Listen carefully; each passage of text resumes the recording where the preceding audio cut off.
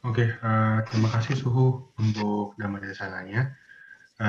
Selanjutnya kita akan buka sesi tanya jawab bagi Bapak Ibu semua di kesempatan kali ini.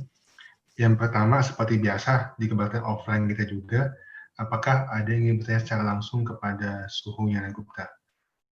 Kami persilakan langsung saja di open mic-nya, di unmute langsung aja bicara kepada Suhu. Apakah ada?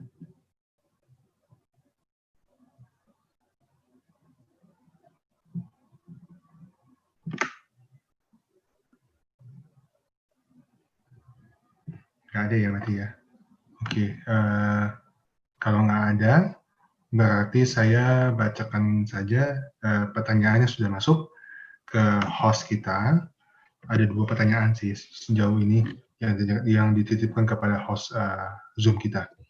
Yang pertama, nama budaya Suhu. Saya ini atas nama saudara Sony, ya, bersama 4 orang teman lainnya dari Wihara Dharma Bakti, Jawa Ringan, Kabupaten Tangerang. Selamat sore,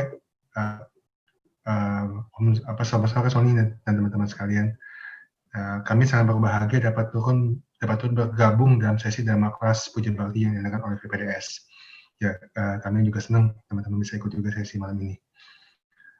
Pertanyaannya gini, Suhu, kami menyimak bahwa tadi Suhu menyampaikan bahwa doa merupakan bagian dari sebuah aspirasi atau bahkan bisa saja sebagai sebuah perenungan.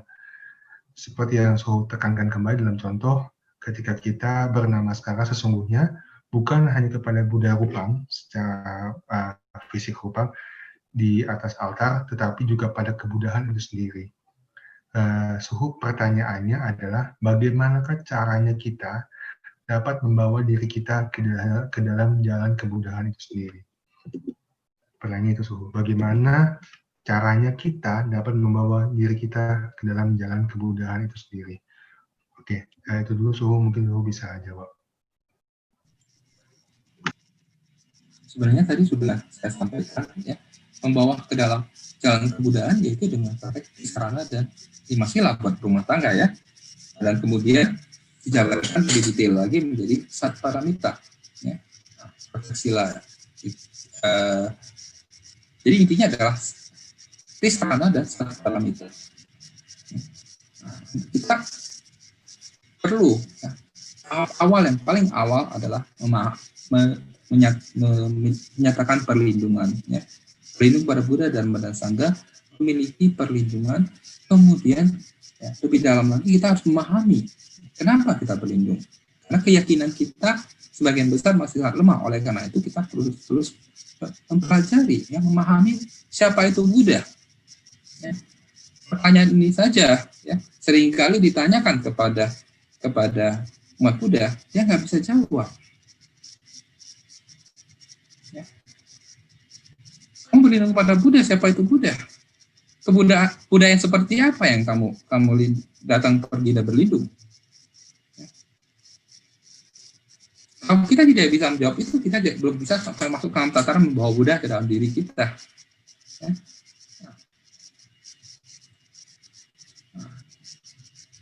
Ini yang perlu kita pelajari terus-menerus. Minat umat Buddha untuk mempelajari Dharma secara lebih mendalam sangat kecil, sangat minim. Ya. Saya adalah orang yang mengenal agama Buddha lewat buku.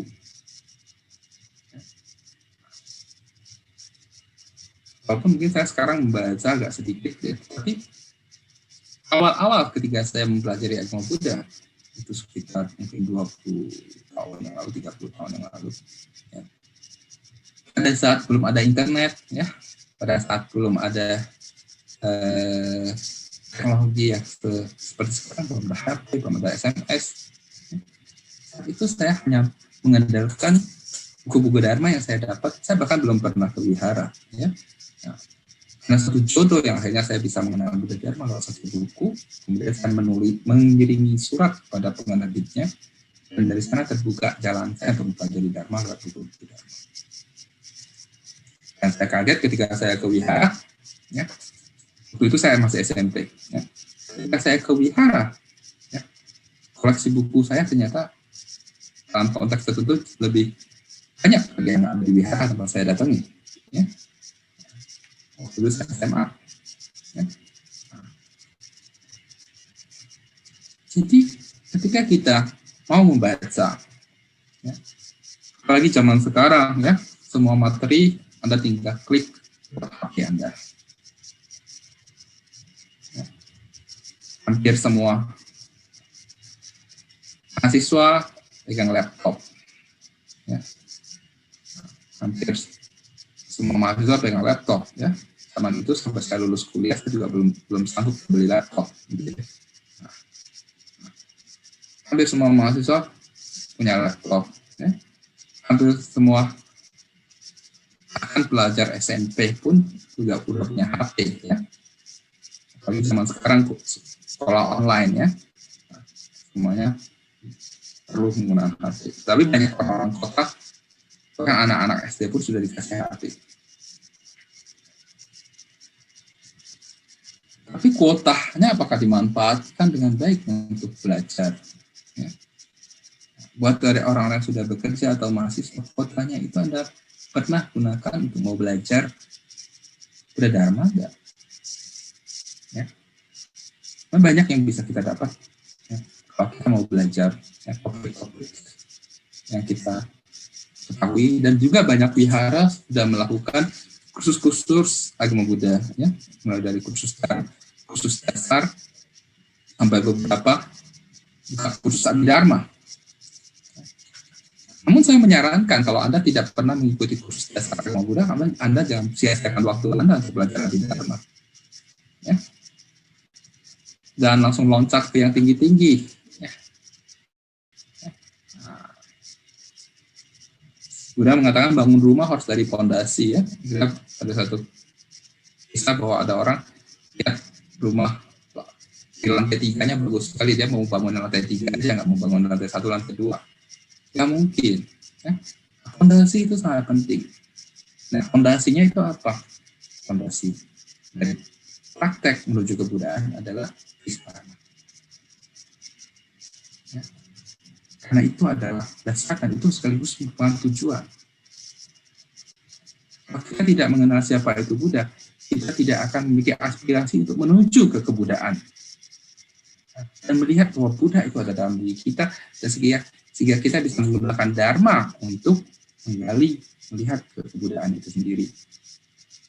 Karena kita perlu mempraktekkan Dharma, kita butuh komunitas, kita butuh sangga. Ya. Komunitas sangga yang dibentuk oleh Buddha ada biksu, biksuni sangga, upasaka, upasika sangga, dalam 4 komunitas. Ya. Jadi mempraktekkan Dharma bukan cuma biksu dan biksuni. Ya. Nah, upasaka dan upasika juga memiliki komunitas. Ya. Ketika Anda memiliki komunitas untuk mempraktekkan Dharma, Anda komunitas itu bisa ikut dengan sangga. Nah, jadi itu penting untuk mendukung Dharma tetap dipraktekkan dan tetap lestari. Nah, jadi ketika kita sudah memahami tingkat perlindungan, ya, kita tahu bahwa Buddha adalah petunjuk jalan, Buddha sebagai juga merupakan aspirasi kita. Jadi Buddha tidak memiliki keyakinan itu. Jika kita sering membaca bahwa setiap orang memiliki kualitas kebudayaan. Ya. Setiap orang bisa menjadi Buddha. Setuju nggak? Setuju. Ya. Itu kata Buddha. Setiap orang bisa menjadi Buddha. Setuju. Anda mau jadi Buddha nggak? Nah, itu mulai ada yang ragu-ragu menjawab. Ya. Lalu dikatakan bahwa seseorang yang beraspirasi menjadi Buddha. Nah, semoga sebab dan kondisi ini menjadi perbuatan ini menjadi sebab dan kondisi bagi tercapainya Nibbana. Ya, berarti Anda ingin menjadi Buddha dong untuk mencapai Nibbana. Ya, entah itu sama Sang Buddha, Sawaka Buddha, Pasika Buddha. Ya. Nah, itu 3 jalan Buddha yang bisa dipilih. Ya. Lalu berarti Anda bodhisattva dong. Nah, itu mulai orang ragu lagi. Kamu bodhisattva bukan? Jangan anggap kamu seperti bodhisattva Kuan Yin, ya. Nah, karena bodhisattva juga memiliki level latihannya yang bertahap. Ya. Bodhisattva artinya apa? satwa makhluk body pencerahan, makhluk yang berjalan dalam jalan menuju pencerahan. Anda sudah mengambil 3 perlindungan, Anda sudah mengalami wisudi, 3 perlindungan berlindung pada Buddha, Dharma, dan Sangha, hingga saya merealisasi kebudaan. Ya. Di teks Buddha Nusati yang panjang ya, Buddha Pendana yang panjang ada bagian itu. Ya. Aku berlindung pada Buddha hingga terrealisasinya di mana. Aku berlindung pada Dharma hingga terrealisasinya. Aku berlindung pada Sangha hingga terrealisasinya di mana. Kita memiliki keyakinan bahwa saya berlindung pada Buddha dan Sangha hingga saya merealisasi pencerahan di mana. Ini adalah aspirasi yang kita tanamkan. Ini adalah benih-benih kebudayaan yang kita tanamkan. Ketika kita mengucapkan aspirasi ini, apakah hanya sekedar mengucapkan atau itu menjadi bagian dari diri kita? Ya, itu menjadi bagian dari kita, berarti Anda adalah salam Buddha. Anda adalah bodhisattva. Ya enggak? Nah, itu Tirangha mengatakan ketika kita beranjali, kita sering mengucapkan di dalam hati, lotus for you, Buddha to be. Kita melihat semua makhluk sebagai Buddha to be. Salam Buddha. Sebuah kata yang kami persembahkan kepada Anda semua, salam Buddha. Salam anjali itu seperti itu ya. Kita melihat bahwa semua orang di depan kita adalah salam Buddha. Ini adalah satu praktek yang luar biasa. Melihat semuanya sebagai bodhisattva. Ya, tentu, kita harus yakin bahwa kita juga bodhisattva. Bodhisattva pemula. Ya. Ada beberapa mungkin sudah menjadi baby bodhisattva, ada beberapa mungkin masih merupakan embrio bodhisattva. Ya. Digoncang sedikit langsung keguguran. Ya. Nah, kalau masih embrio kan, ya, kalau ibu-ibu yang hamil masih embrio itu mesti jaga sekali, nggak boleh loncat-loncat ya, nggak boleh ada gerakan yang sangat besar ya, di keguguran. Ya. Tetapi banyak umat Buddha, banyak bodhisattva kita gampang keguguran, ya. Karena keyakinannya tidak dipupuk, tidak dijaga terus, ya. Karena kandungannya tidak jaga sehingga baby embrio Buddhanya keguguran terus. Ya. Nah, itulah perlu kita praktek untuk terus belajar untuk memahami ya, Dharma, terus mempraktikkan paramita dalam kehidupan kita sehari-hari, sehingga dari yang belum sempurna menuju kesempurnaan. Ya, proses ini butuh waktu sehingga dalam salah satu dari satu paramita dikatakan praktek kanti paramita.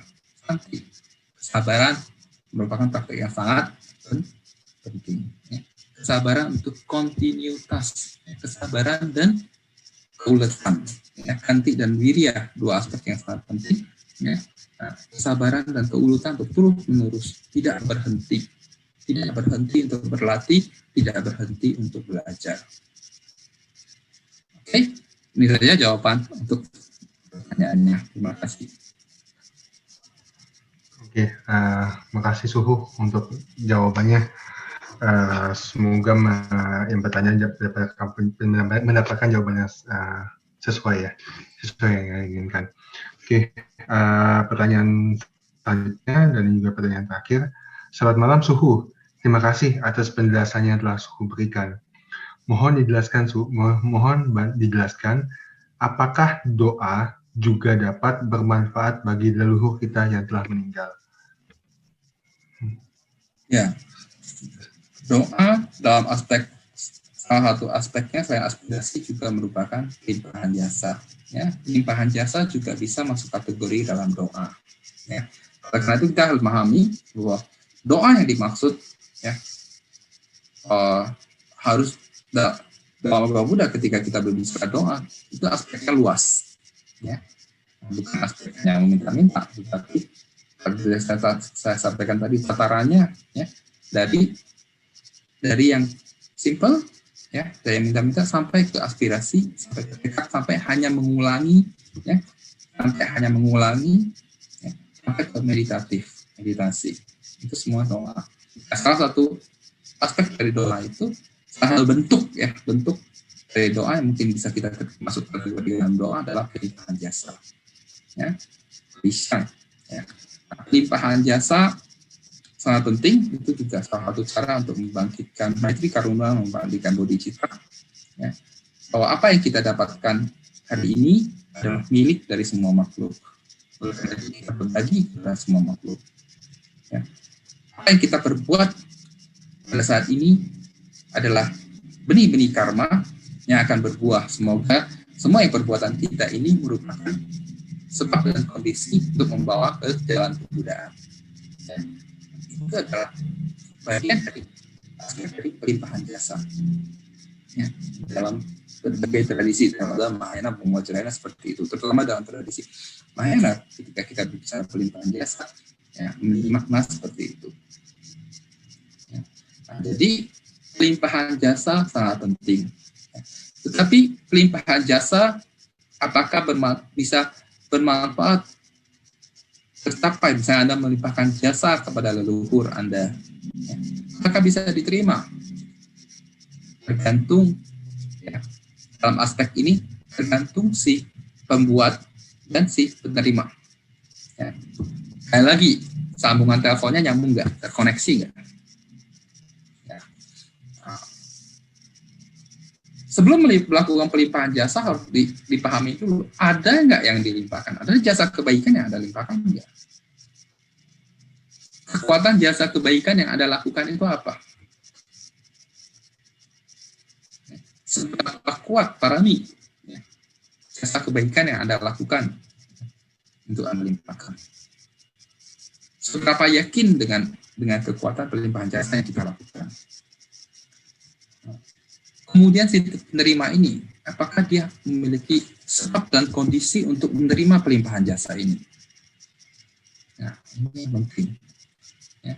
Seringkali di berbagai teks dikatakan bahwa makhluk-makhluk yang terlahir di alam-alam rendah sangat sulit untuk menerima pelimpahan jasa karena mereka sedang menerima perbuatan buruk yang dia lakukan. Karena pelimpahan jasa juga tidak akan merubah karma yang dilakukan oleh seseorang. Ingat itu ya. Jadi jangan anggap bahwa dia sedang menerima hukuman di alam neraka, lalu Anda membuat suatu upacara besar, Anda mengundang ribuan, jutaan anggota sangga, Anda memberikan persembahan, ya, lalu akan merubah karma dari leluhur Anda. Belum tentu. Ya. Kalau begitu hukum karma bisa dibeli, itu namanya. Tidak. Ya. Tetapi perbuatan ini bisa jadi, ya, bisa menjadi trigger. Karena seburuk-buruknya seseorang, sejahat-jahatnya seseorang, dia tidak mungkin tidak melakukan sedikit kebaikan pun. Ingat ya, ketika dia sedang menerima karma buruknya, misalnya terjadi di alam rendah, pada saat itu adalah salah satu aspek karmanya yang berbuah, yang membawa dia terhit di alam rendah. Nah, tetapi ketika ada aspek karma positif yang dapat muncul, ya, yang lebih besar, ya, mungkin bisa menekan, ya, karena menekan, ya, karma buruk itu sehingga dia dapat terbebas dari alam menderita. Proses karma bekerja sedemikian rupa, ya, kita tidak bisa menjelaskan dengan detail, ya, karena untuk melihatnya itu sendiri Buddha mengatakan ketika kita memiliki kemampuan untuk menembus dharma, baru kita bisa melihat prosesnya itu bekerja. Yang bisa kita lakukan dalam mengistilahkan bahwa perbuatan baik ini, ya, jika dilakukan dengan sungguh-sungguh tentu bermanfaat. Tetapi bermanfaatnya buat siapa dulu? Yang paling pertama mendapat manfaat adalah si pembuat. Ya, orang yang melakukan perbuatan baik itu yang mendapat manfaat yang paling besar. Oleh karena itu, ya, setiap upacara ulambana saya suka mengulang satu satu kalimat dari teman tetangga yang mengatakan, berdoalah sebelum Anda, sembahyanglah sebelum Anda disembahyangi. Pernah dengar kan ya? Nah, itu sangat buddhistik ya. Sembahyanglah sebelum Anda disembahyangi.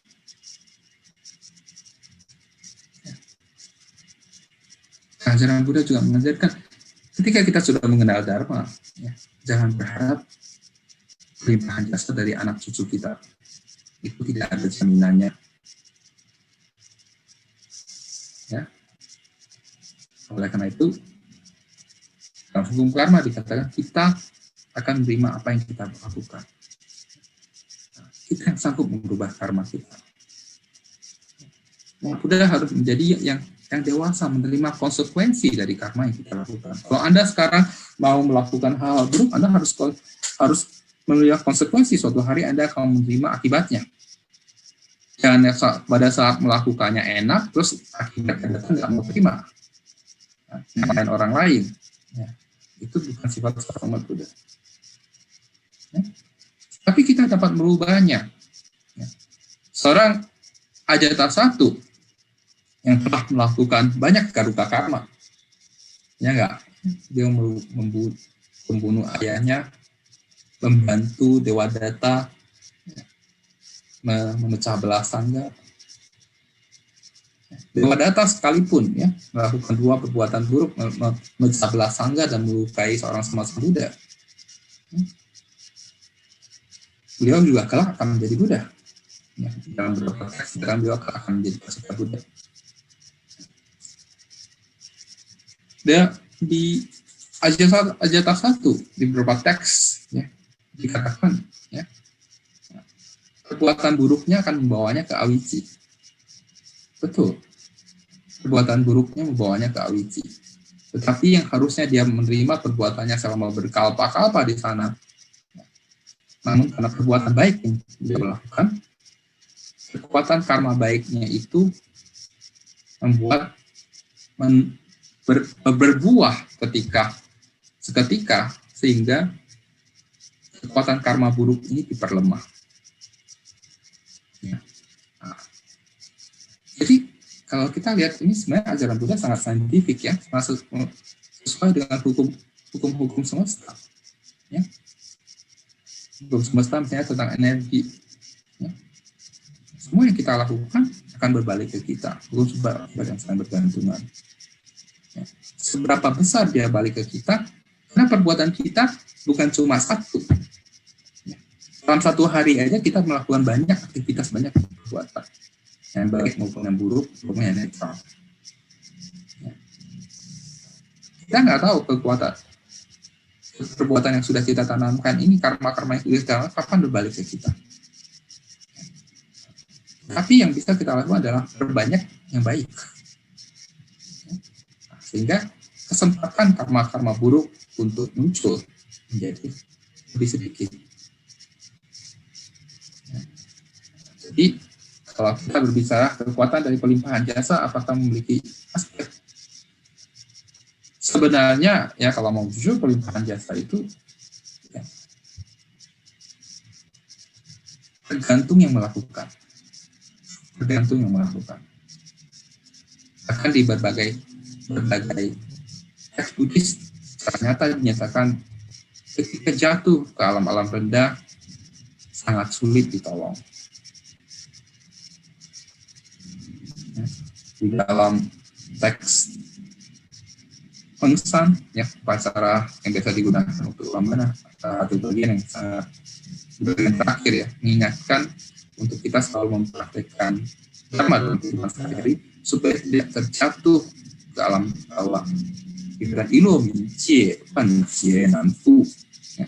Begitu terjatuh ke alam-alam rendah, puluhan ribu kalpa pun tidak mampu membebaskan. Ya. Nah, ini yang sebenarnya kalau diingatkan bahwa kehidupan manusia itu sulit. Terlahir di manusia itu sulit karena yang terlahir dalam alam rendah jauh lebih banyak. Tetapi untuk mempertahankan kehidupan sebagai manusia itu sebenarnya tidak sulit. Ya, tidak sulit.